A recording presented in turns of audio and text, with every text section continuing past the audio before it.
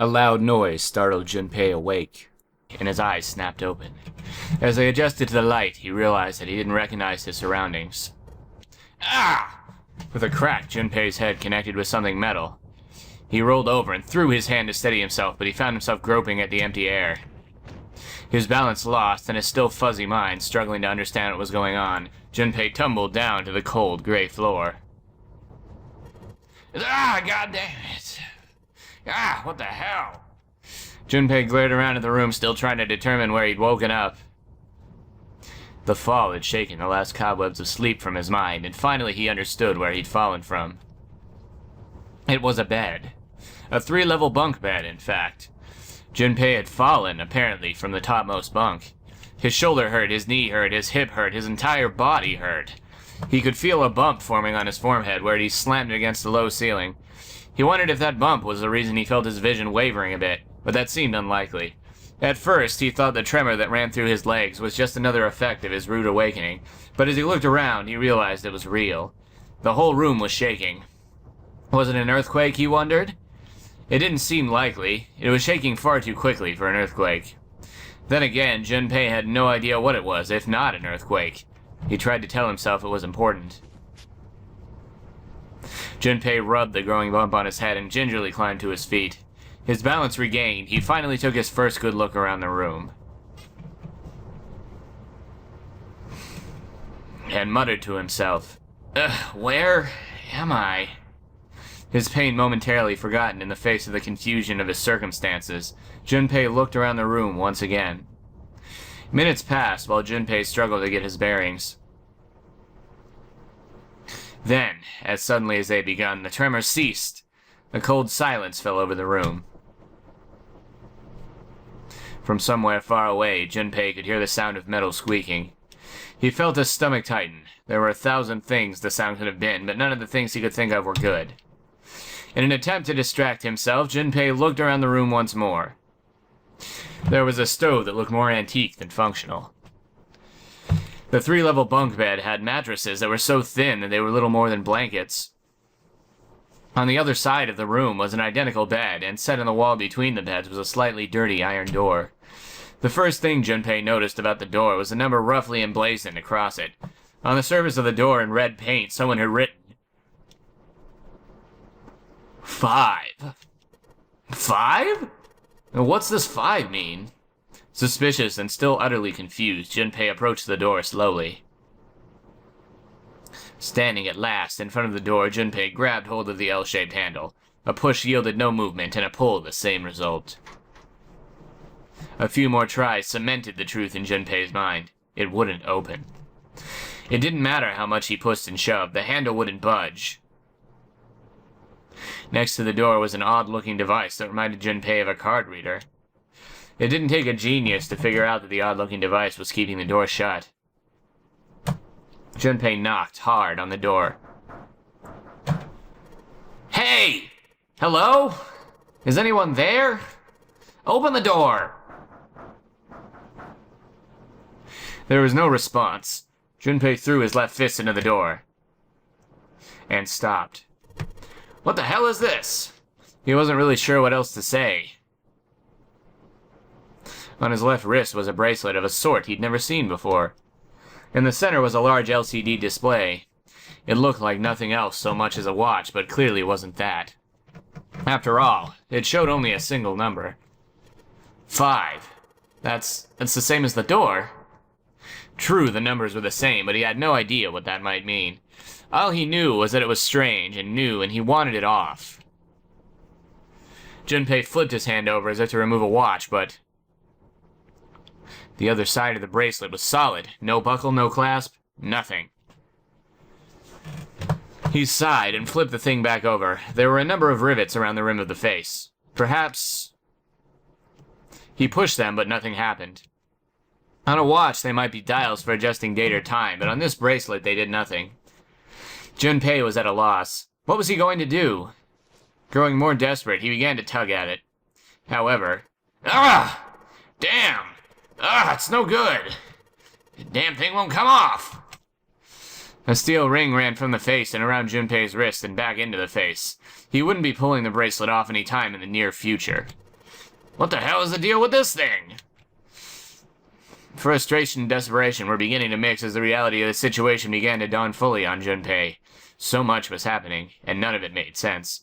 Junpei felt as though he were about to explode. Where am I?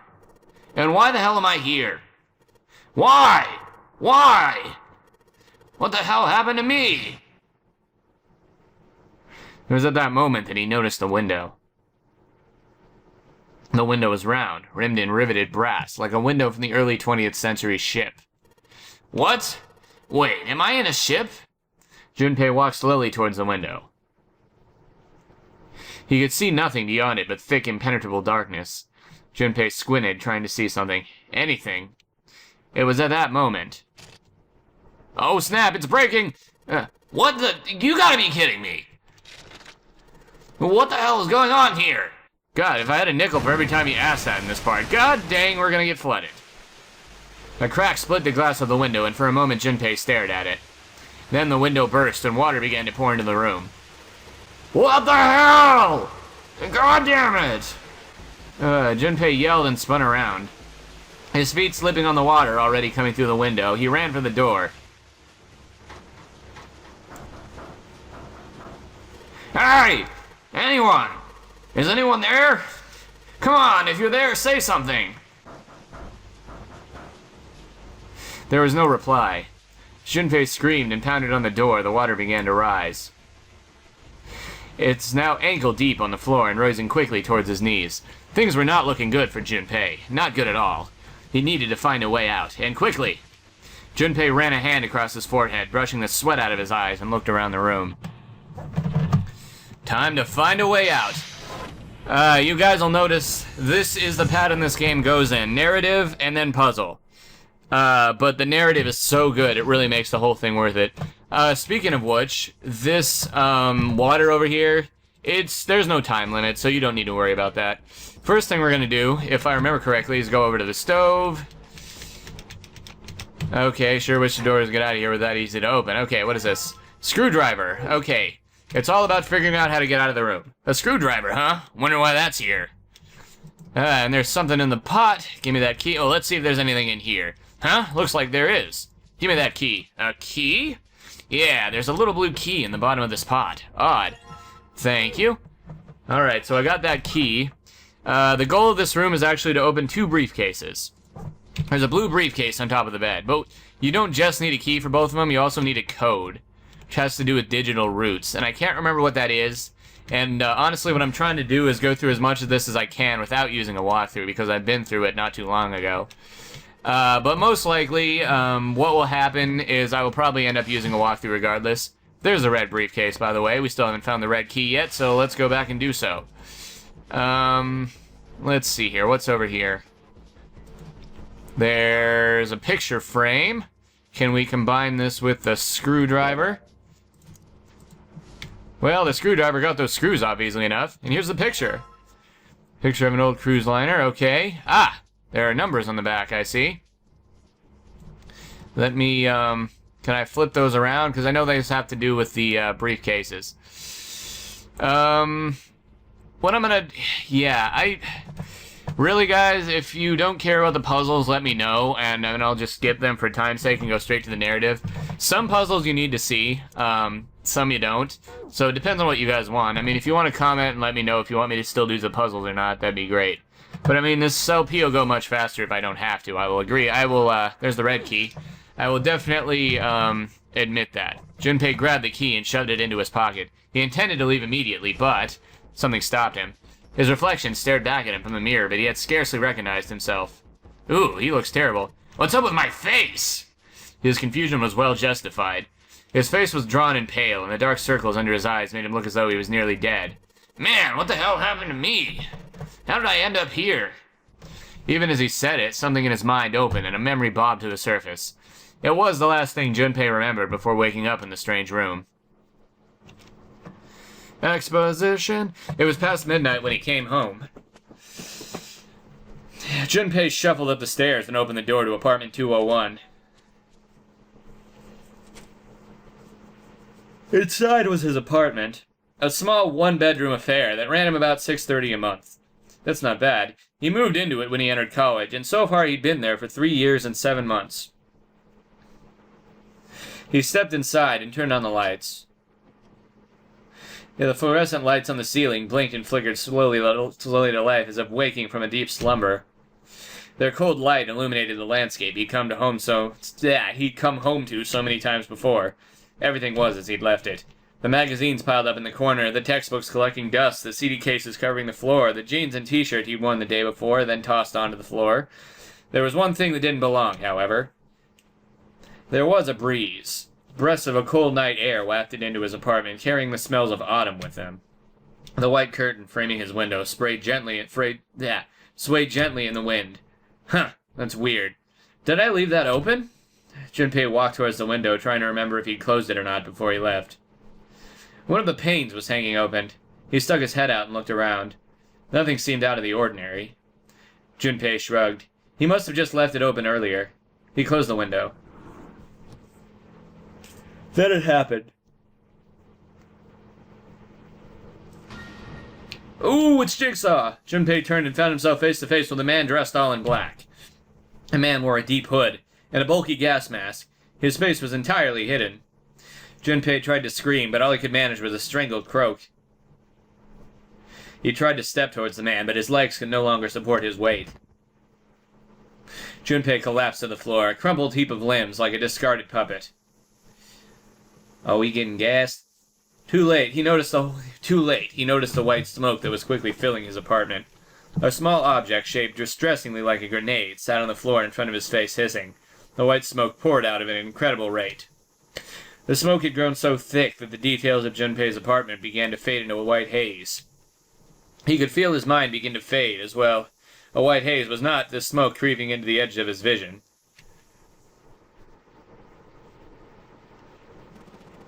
Consider this a privilege. You have been chosen. A rasping voice wormed his way out of the gas mask. It was cold and harsh and distorted in the same way Junpei couldn't put his finger on. You are going to participate in a game. The nonary game. It is a game where you will put your life on the line. That was the last thing Junpei remembered. The white smoke overpowered him. The masked man faded from his vision, and he felt his consciousness fall away into the white mist. That's right! That guy with the gas mask! That son of a must have taken me here! As to who the man was, or what might have been, Junpei had no idea. Indeed, he wasn't sure that this assailant had been a man. The voice had been cold and mechanical, likely passed through a voice changer, and the body had been covered in a thick cloak. Who was the man in the mask? You have been chosen. Junpei remembered that much, but what it might mean, that was beyond him.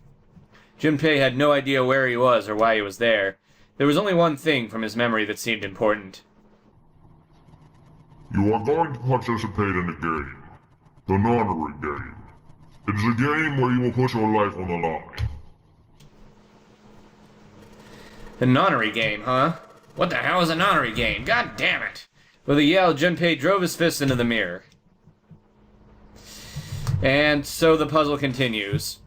I figure what I'll do in this case is once I actually find the items, I'll just look up. I don't want this to take too long. We're already 17 minutes in, so with this particular puzzle, what I'm going to do is just look up the answer to this, because I've done these before. So, and if any of you are watching this for walkthrough purposes, then here's the answer to this puzzle. Hold on a second. Both endings, but here's the code for this briefcase. Anyhow, like I said, if you want me to do the puzzles legitly, just post in the comments and let me know, and I'll see what I can do. But chances are, probably about half these puzzles I won't be able to figure out on my own. So, let's open the blue case. Alright, let's see if these numbers work. I turn to the key and, hey! Looks like it's working. These puzzles are very hard, by the way, especially towards the end of the game. Yes! Alright, let's open it up. Da-da-da-da! Yes, it opened! Looks like there's something in here. What is this? A file? Alright, let's see what's in this file. Huh. Digital root. Let's see here. Computer digital root with the following steps. Basically, what a digital root is say you have 6 plus 4 and you get 10.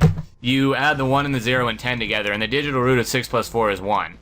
The same thing if you do 7 plus 8, 8, 9, 15. If you have 15, the digital root is 6. So, I mean, that's a big thing in this game, so it would behoove you guys to actually remember that. So yeah, it's a pretty big thing in this game. Luckily, they explain it a lot, so it shouldn't be too big of a problem. I see. So I just keep adding numbers until I get a single digital number. Oh, looks like there's something on the back of this thing. A notebook, a pen, a calculator, and a stack of key cards, huh? Stack of blue key cards. Alright, that's for the other chest, if I remember correctly. 6, 7, 8. Doesn't that mean something? Oh, no. That's part we have to discover the digital root at the end of this. So let's go over here to this side of the bed, and we'll take whatever's under here, which is the other part of one of the other parts of the puzzle. I actually find the first puzzle to be one of the more difficult in this game, believe it or not. I mean, it's weird to say that because it's the first puzzle, but honestly, I do. I find it one of the most difficult puzzles in the game. Aside from the last one, which is just insane, because it's just harder versions of all the other puzzles you did in all the other rooms. It's just like the blue briefcase. Yep, there's a lock on this one too, and it's not opening. Oh, it's going to open because I'm going to put this key in there, and then I'm going to put in the code, which is...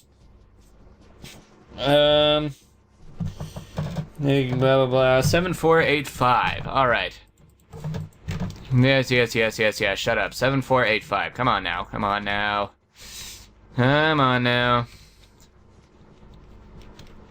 Let's give it a shot. Operation instructions, yada yada, yada yada yada yada yada. Numbers are correct, it will unlock. 3, 4, 5, 6, 7, 4, 5. Yep. There we go. Yes, I unlocked it. For the record, just so you guys know, I don't know the specifics of it because I don't remember. But there's like 2 pieces of paper with this stuff on it. And there's the numbers on the back of this picture and another picture to unlock the 2 cases. I do not remember exactly how they work. I just remember I could not figure it out the first time, and I still don't really understand it. So, let's open. Give me them red cards.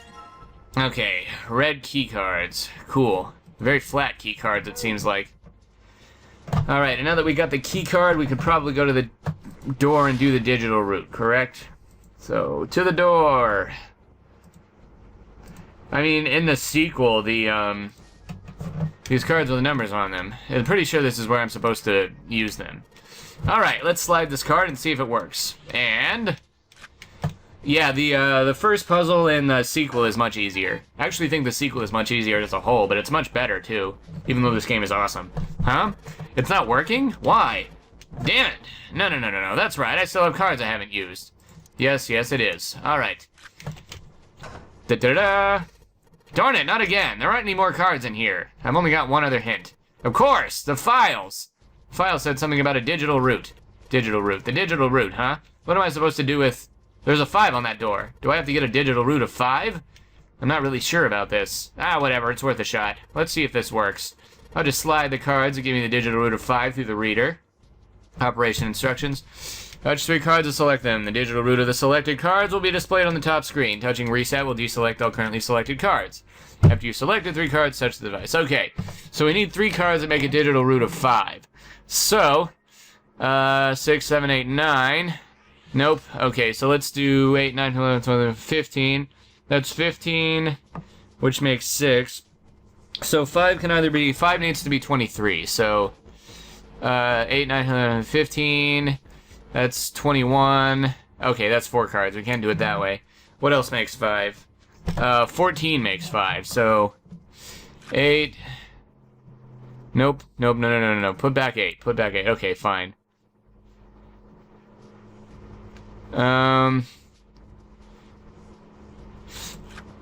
Okay, 8 plus 7, 8, 9, 15... Nope, reset. Sorry. Okay, 7... 13, 15. What? Okay, wait, no. We're supposed to make 14. My bad. I should have put 1 in the bottom. It's 7, 6, and 1. My bad. Yeah. There we go.